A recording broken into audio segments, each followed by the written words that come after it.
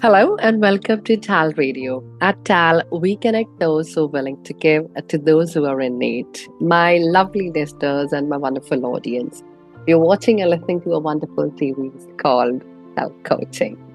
And today we would be discussing about mentoring and being mentored, the dual benefits of mentorship. And as usual, it's my pleasure to welcome Andrew Tallents. Andrew, welcome to TALRadio. Thanks, Andy. Lovely to be here again. Thank you so much.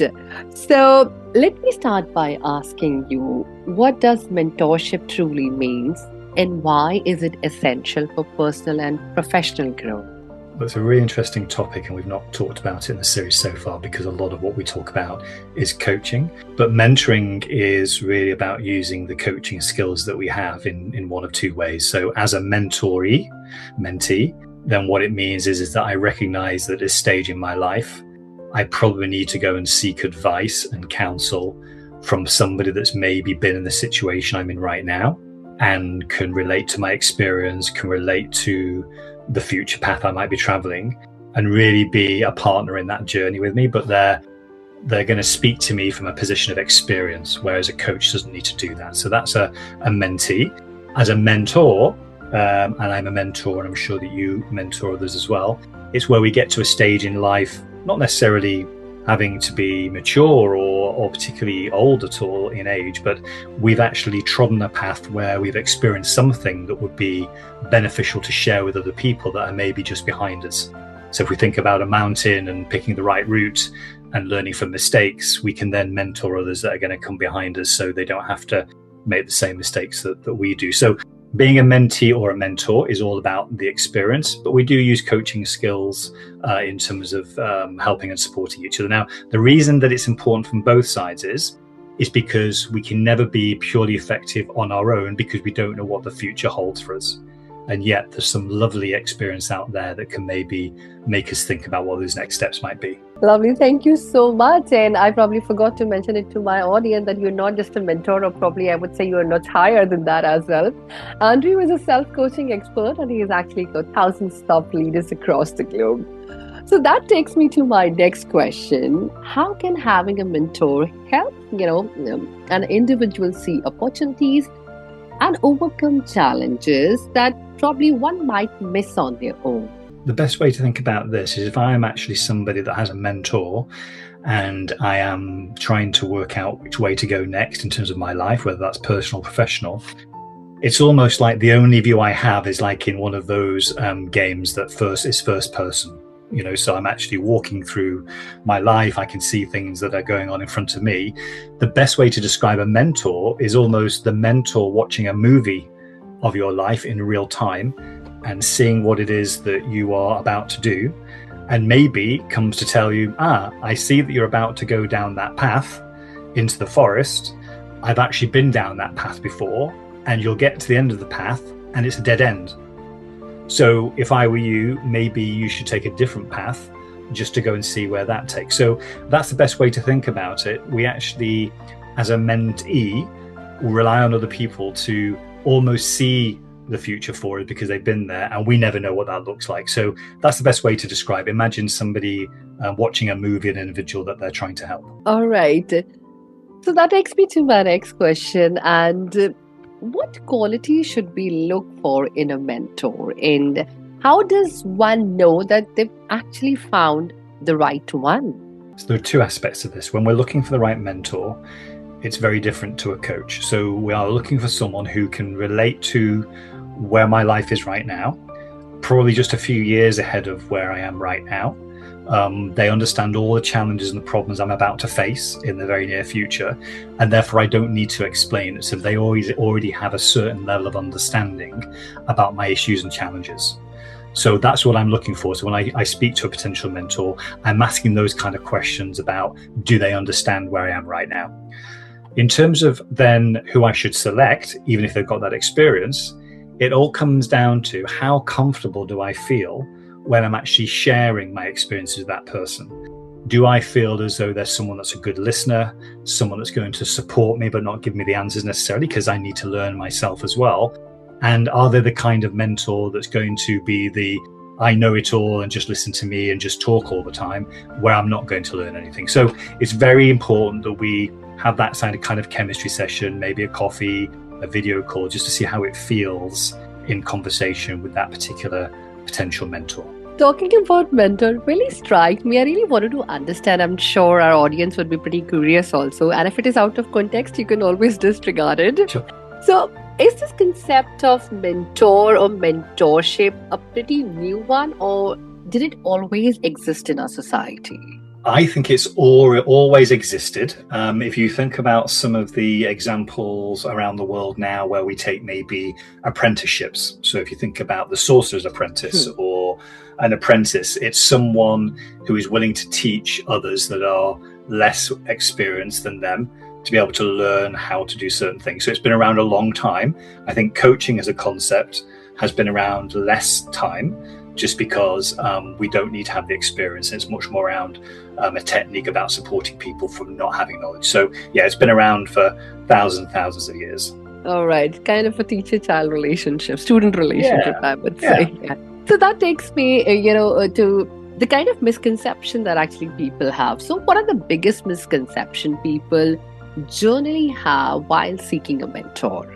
I think the first one is that maybe they look for someone who maybe is quite a few years older than them because they've got grey hairs and lots of experience. So true. Whereas maybe what they could be doing is maybe they're too far removed if they're too much older than ourselves. So sometimes it's better to look for someone who's maybe just slightly older than we are and is just slightly more experienced. So that's the first mistake some people make in terms of looking for too much experience. The second is again looking for someone who's going to give you all the answers, because again, a good mentoring relationship is not about like ChatGPT in terms of giving me all the answers. It's about helping me to work through my own current problem, which is unique to me, but still there is some relevance in what the mentor is actually teaching me and working through with me. But it's still a teacher relationship, as you said, rather than necessarily giving me the answers. So that's the second one. And I think the third one that people make a mistake around is maybe staying too long in a relationship. So it may be they've been with a mentor for 3 to 6 months,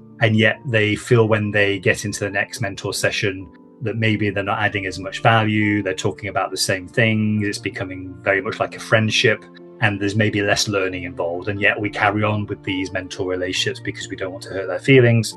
So they're probably the 3 key mistakes that people make when they're a mentee.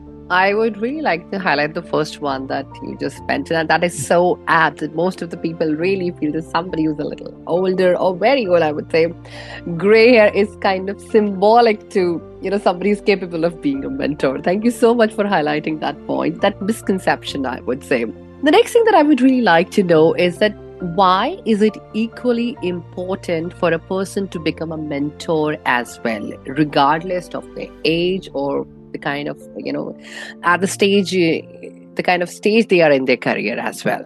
It's because it builds great skills for us and great character. So let's say I am 25 years old. I am someone who's just been through a very difficult year in changing home and changing job and changing relationship. I haven't enjoyed every single minute of that, but I've got a lot of experience in it.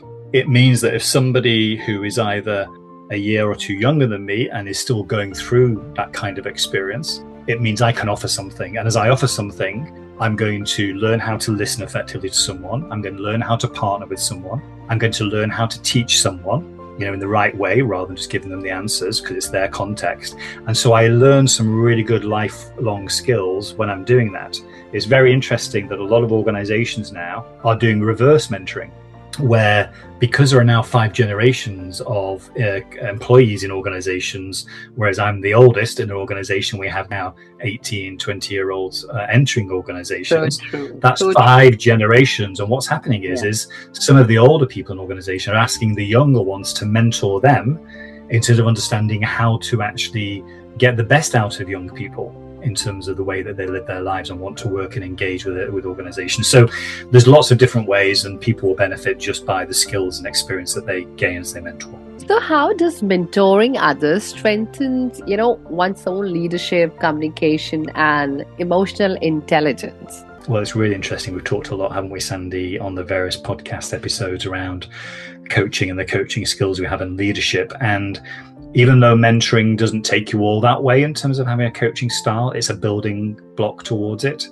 So if I am leading a team, a small team or a large team, and I've already learned how to mentor someone, it means that in my relationships with my team members and within the whole organization, I'm going to take much more of a consultative approach.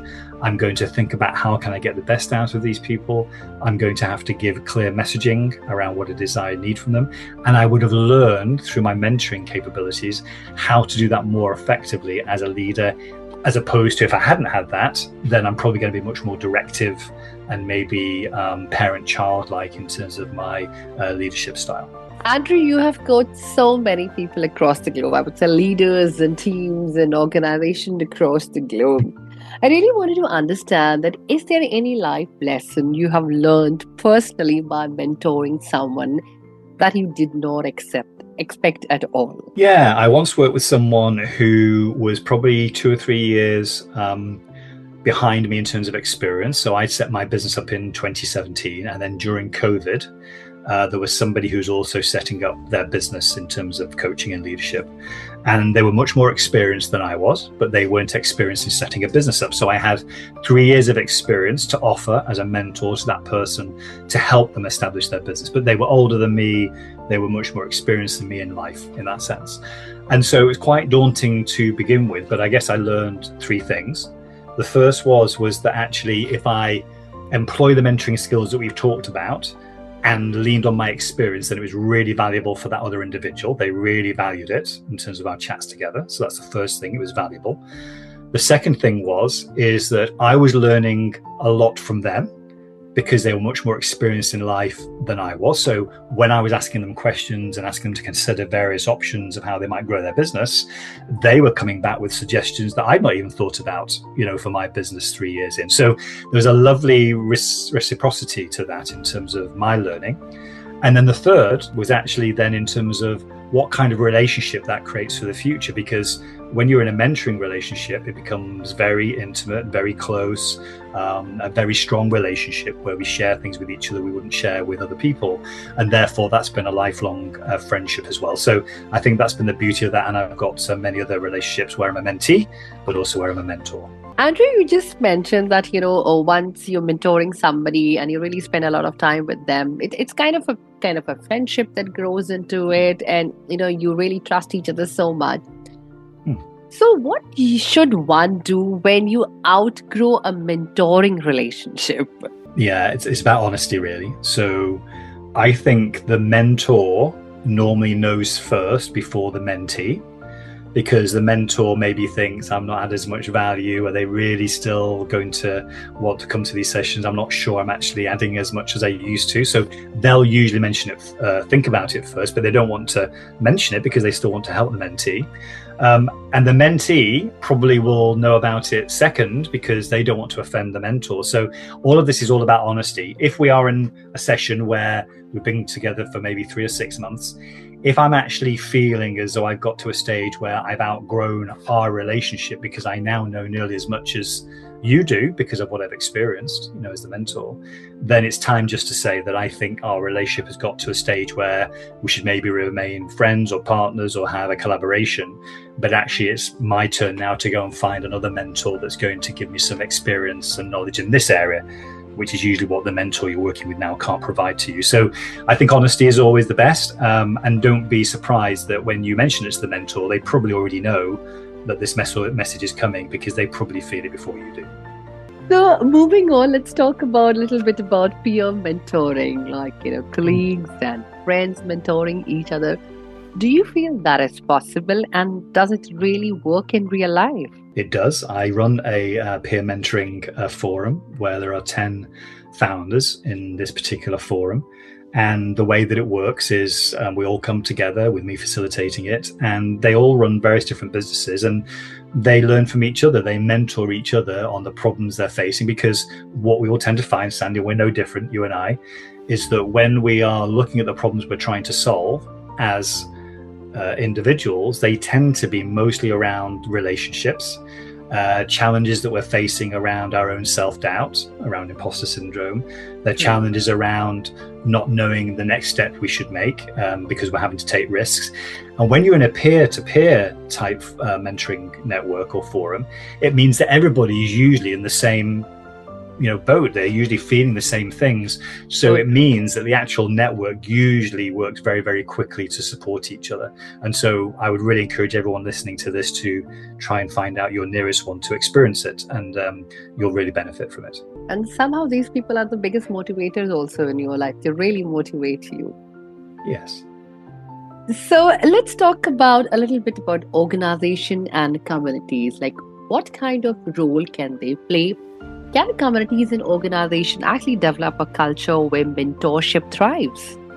They can. And again, you and I and some of the listeners will know that within the organizations that we've come across, there are particular structured, organized schemes where sometimes they call them buddy systems, sometimes they call them mentor schemes, and they have a volunteering scheme where if you want to, you can go and become a mentor, get some basic training, and then you'll be allocated a potential mentee in an organization, and then you'll have that relationship going forward, and it benefits everybody. Now, the only way that it works is if three conditions are met. The first is within an organization or a community where it's being organized, the leadership of that particular organization or community also needs to buy into mentoring and has their own mentor. Because if they're not using it or experiencing it, it means they can't really understand the value for other people. So it's got to start with the leadership team.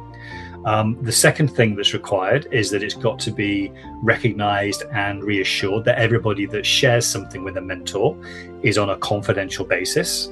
So it's on the understanding that what I share with my mentor doesn't go to anybody else in the organization to benefit the organization. So there's really got to be some strict rules around that, about how we treat confidential information for it to really work.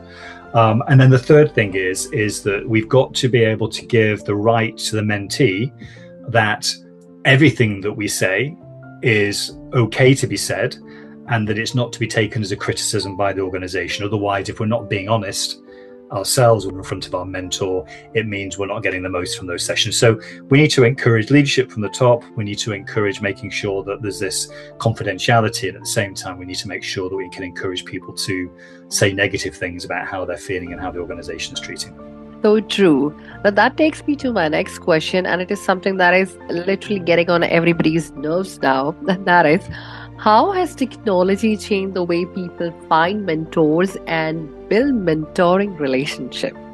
It really has changed it completely. So if you are working for an organization and you already have a structure in place, that's great, because there'll probably be some kind of intranet or network on your company website for you to go and find a mentor that's relevant for you. If you're not lucky enough to have that with your own company, then the first step for me is LinkedIn. LinkedIn or Sales Navigator LinkedIn is so easy to use when you're trying to find somebody in your industry, somebody who's slightly more experienced than you, somebody who's maybe in your locality. Very easy to search, and then you can just send them a message on LinkedIn. You don't even need to know them. So that's really, really improved. And also there are some platforms out there that are mentoring platforms. There is an organization in the UK that is global that provides mentors to anybody that approaches them. So if you just type in mentors in the locality that you live in, you'll be able to find a platform where you can sign up for free and find particular mentors that you would have to pay to actually mentor you. So it's so much easier than it used to be, because you used to have to network and go to networking events and meet people. But now with technology, it's much easier to do so. Thank you so much for highlighting that, you need to find real people in this world to mentor you, and not any tool or AI, because that's what most of the people are literally trying to do. At least Exactly. I'm not pointing finger, but it is really true across the globe. So moving on, Andrew, if you could give one piece of advice to someone who's looking for a mentor or preparing to become one, what would it be? I think it's think carefully about why you want to do it. and think carefully about whether you've got the time to do it. And if you think carefully about both those things and you still feel that it's going to be valuable to you, then I would actually make sure you commit to a period of time where you'll just give it a go and just see how it goes. It sometimes can be quite slow to start with and you're feeling your way. But I think they're the main things to think about. And then just do it. Look for someone in your community, look for someone in your maybe even extended family, look for someone who maybe is got the similar kinds of interest to you in a club or a sports type arena, and just think about who would benefit from my experience right now, and just reach out and say, look, I'm willing to help you if you want some support. Let's meet up for a coffee and just see if we can work together. We don't need to be paid to do these things. Sometimes it's nice to be paid, but we can start there and just really start seeing if we enjoy it or not. So nice of you to give us those wonderful tips. And before I let you go, there's something that I really would like to know about you, and I'm sure the audience is also a little bit curious on that part. What is one action that you personally take every day to build meaningful mentoring relationship?